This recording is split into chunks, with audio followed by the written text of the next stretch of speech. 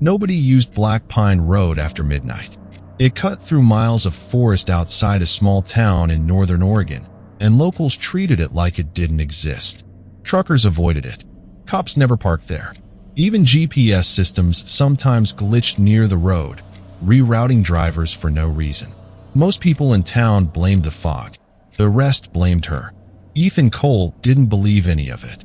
At 26, Ethan worked night shifts at a gas station outside town. He had recently moved from Seattle after his younger brother died in a car accident, and honestly, he was too numb to care about ghost stories. Every customer in town seemed obsessed with warning him about the Lantern Woman, but to Ethan it sounded like another small-town myth people used to scare teenagers. Until the night Deputy Harris walked into the gas station shaking. It was around 2:13 a.m. Rain hammered the windows while thunder rolled over the forest hills. Harris looked pale, like he hadn't slept in days. "You ever driven Black Pine?" he asked quietly. Ethan shrugged. "Couple times. Don't stop if you see lights in the fog." Ethan smirked. "You serious?" The deputy didn't smile back. 3 days earlier, a college kid named Mason Rivera disappeared on that road. His truck was found abandoned near mile marker 14. Driver door open, engine running, phone still inside, but no Mason. The strange part? Mud around the truck showed only one set of footprints. Mason's footprints walked away from the vehicle, then suddenly stopped in the middle of the road. Like he vanished. Harris leaned closer over the counter. "My grandfather told me about her when I was a kid. Woman carrying an old lantern. Face covered. If she crosses the road in front of your car," he paused, "you keep driving. And if you don't." The deputy stared at him for a long moment. "She wants you to follow." Lightning flashed outside. For a second, Ethan noticed Harris gripping his coffee cup so hard his fingers trembled. Then the deputy left without another word. Ethan laughed it off at first, but later that night, around closing time, the storm got worse. One of his co-workers called sick, forcing Ethan to lock up alone at nearly 3 a.m. And that's when his phone buzzed. A delivery request. An old hunting cabin deep beyond Black Pine Road.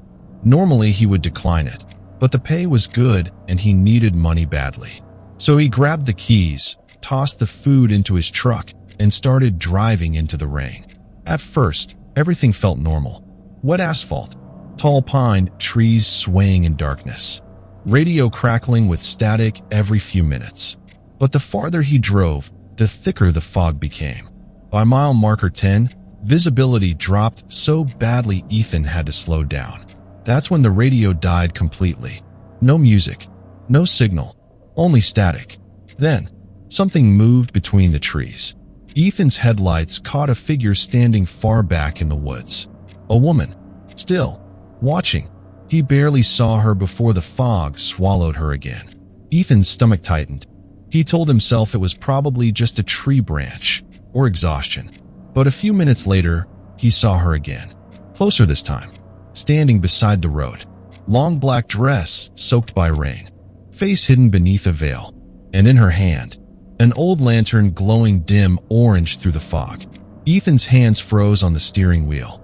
The woman slowly raised the lantern, then pointed deeper into the forest. The truck engine suddenly stalled. Everything went silent. Ethan twisted the key again. Nothing. The engine coughed once and died. Rain slammed against the windshield while the lantern woman stood motionless 20 feet ahead of the truck. The orange glow from her lantern barely cut through the fog, but it was enough to illuminate the edge of her dress dragging across the wet road. Ethan's breathing became shallow. This wasn't real. It couldn't be. He grabbed his phone. No signal. Of course. The woman took one slow step backward toward the trees. Then another, almost like she was waiting for him. Ethan remembered Deputy Harris's words. "She wants you to follow." A hard knock suddenly hit the passenger side window. Ethan jumped so violently his elbow smashed the steering wheel. Nobody there. Another knock, this time from the back of the truck. Then another, different sides, circling him. His pulse spiked. He locked the doors even though they were already locked. The fog outside thickened unnaturally fast, swallowing the road signs, the trees, even the woman herself. Within seconds, the world beyond the windshield became completely white. Then came the sound. Footsteps. Slow. Crunching softly on wet gravel outside the truck. One side, then the other, like someone walking circles around him. Ethan tried the ignition again. Dead.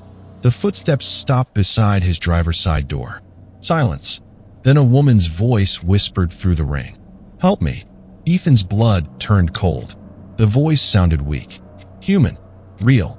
Another whisper. "Please." He forced himself not to look left. Every instinct screamed at him to stay inside. But then the voice changed. Not the words. The tone. It suddenly sounded exactly like his younger brother, Daniel. Ethan. His entire body froze. That was impossible. Daniel had been dead for 8 months. "Ethan, please open the door." Tears instantly filled his eyes before he could stop them. The voice sounded perfect. Every detail, every crack in the tone. He slowly turned toward the driver's side window and saw nothing, just fog. Then the lantern appeared inches from the glass. Ethan gasped. The woman stood directly beside the truck now, close enough to touch. Water dripped from her veil while the lantern illuminated pale fingers wrapped around the handle. Her face remained hidden beneath the black fabric, but Ethan could feel her staring at him. The radio suddenly exploded with static. A deep, distorted sound came through the speakers. Not words. Breathing. Heavy breathing. Then screaming. Ethan covered his ears as the truck lights began flickering violently. The woman lifted one finger and slowly pointed toward the forest again. This time Ethan noticed something behind her. Shapes. People standing among the trees. At least 6 or 7 figures. Motionless. Watching the truck. His chest tightened. One of them looked like Mason Rivera, the missing college kid from the poster at the gas station. Another looked much older. Their faces were pale. Empty. Like they hadn't slept in years. The lantern woman tilted her head slightly. Then, for the first time, she spoke.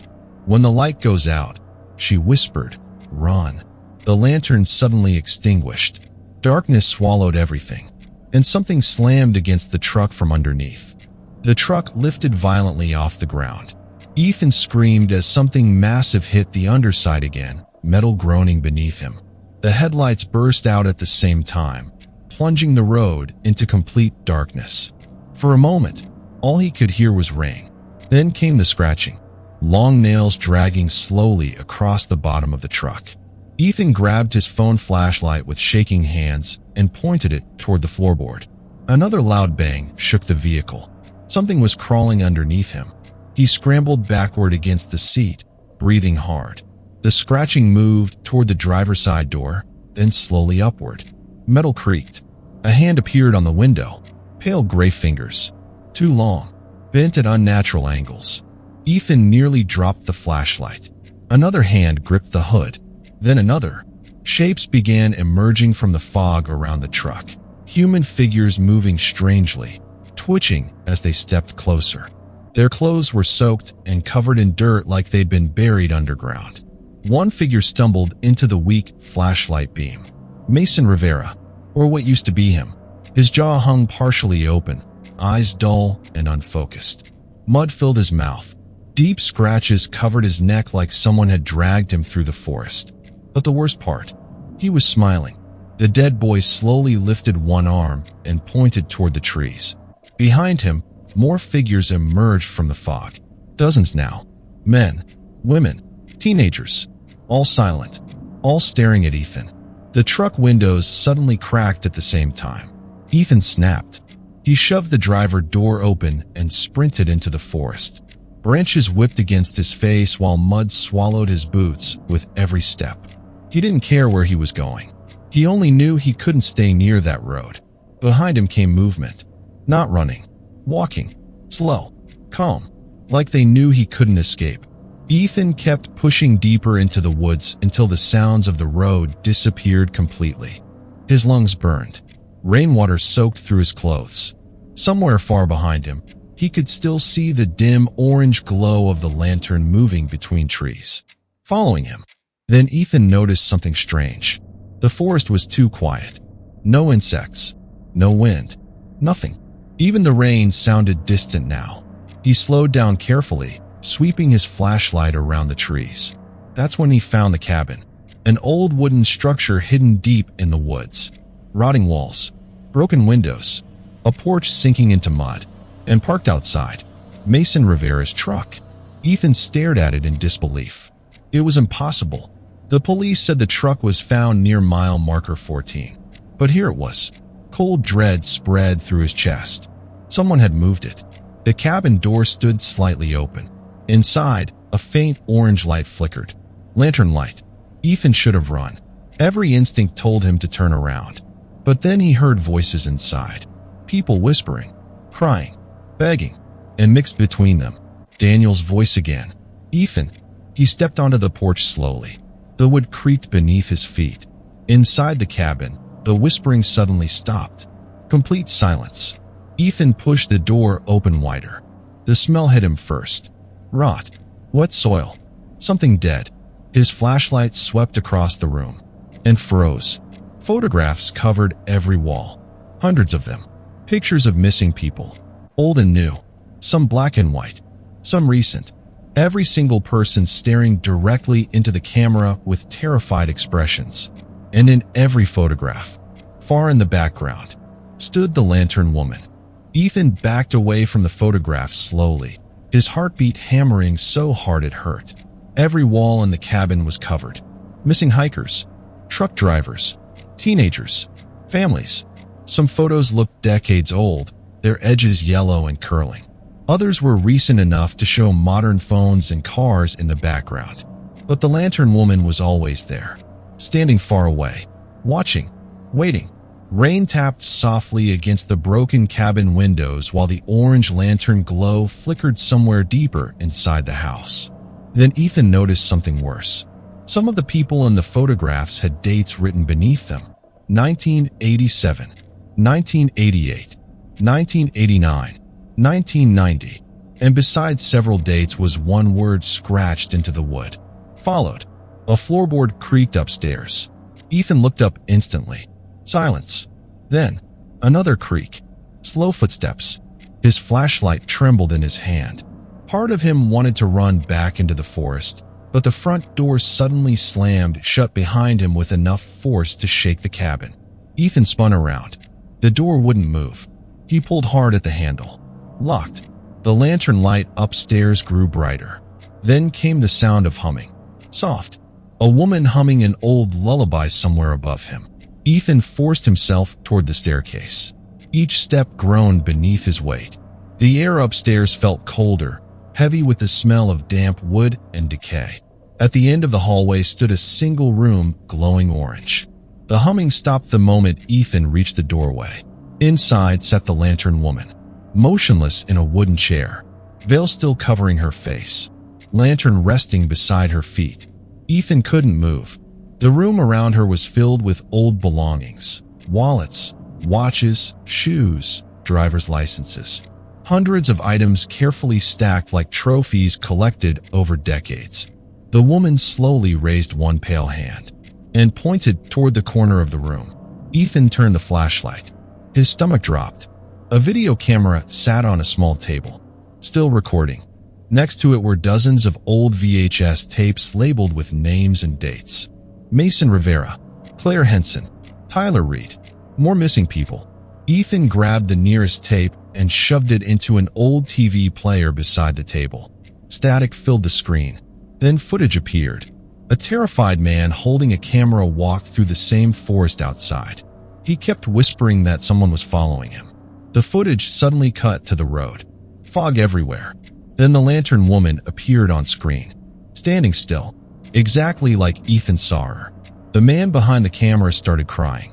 "Please leave me alone."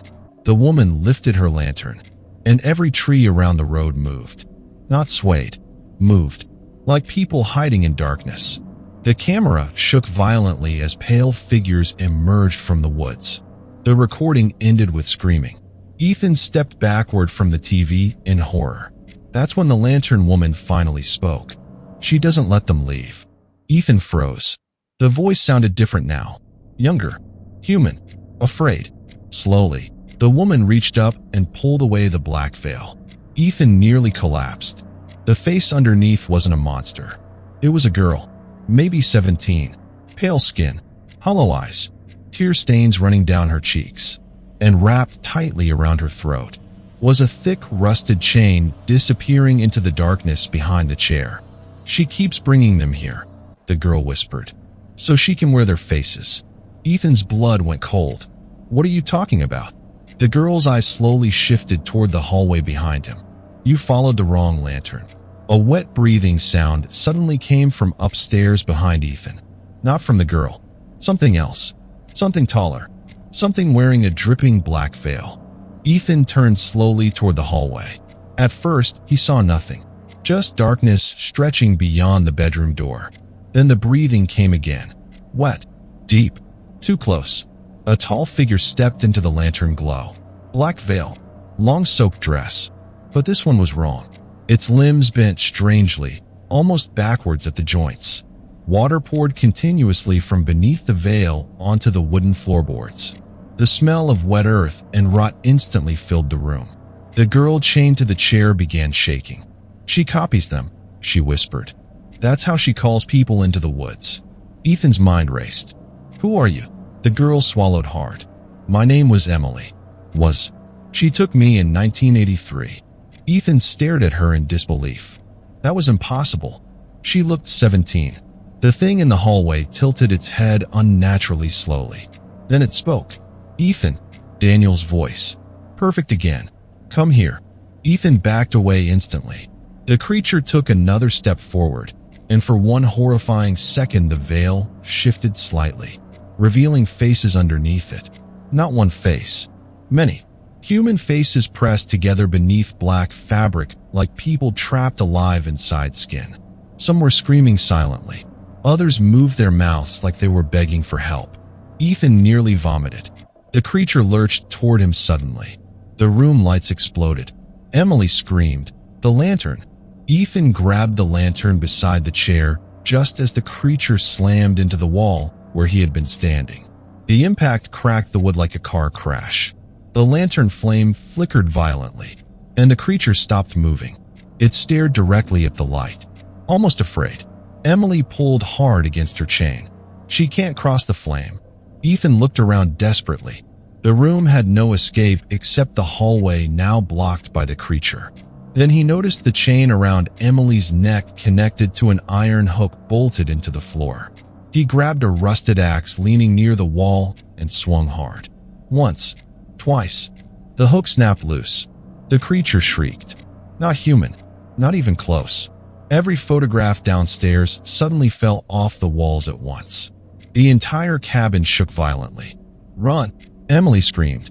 They sprinted out of the room while the creature crawled across the ceiling behind them with snapping bone-like sounds. Ethan almost slipped on the stairs as they rushed downstairs. The front door burst open by itself. Outside, the forest was full of people. The missing victims stood silently between the trees, watching. Mason Rivera. Old men. Women. Children. Dozens of empty, pale faces. And far beyond them in the fog, more lantern lights appeared. 1, then 3, then dozens, moving slowly through the woods. Ethan realized the horrifying truth. There was never just one lantern woman. There were many. The creatures began emerging from the fog together. Emily grabbed Ethan's arm hard. "Don't stop running. And whatever happens." She looked terrified. "Don't let the flame die." They ran blindly through the forest while the things followed behind them. Not fast, not rushing, just walking, like predators that already knew the ending. Branches clawed Ethan's face as they pushed through the woods. The lantern flame flickered weaker with every step. Then Ethan finally saw headlights through the trees. The road. He stumbled onto the asphalt just as a truck appeared around the corner. The driver slammed the brakes. Ethan screamed for help while pulling Emily forward, but his hand suddenly slipped free. He turned around. Emily was gone. Only the lantern remained in his hand. The forest behind him stood completely silent. No creatures. No lights. Nothing. The truck driver rushed out asking if Ethan was okay, but Ethan couldn't answer. because deep in the trees, he saw one final orange light glowing in the fog, and beside it stood Emily, back in the black veil, watching him, slowly raising the lantern toward the road. Ethan left Oregon 2 days later. He never told police the full story. Nobody would believe him anyway. But sometimes, late at night, he wakes up to wet footprints outside his apartment door. And last week, his phone received a video from an unknown number. The footage showed Black Pine Road covered in fog. Then the camera slowly turned toward the forest, toward a woman carrying a lantern. And behind the camera, a voice whispered, "Help me, Ethan."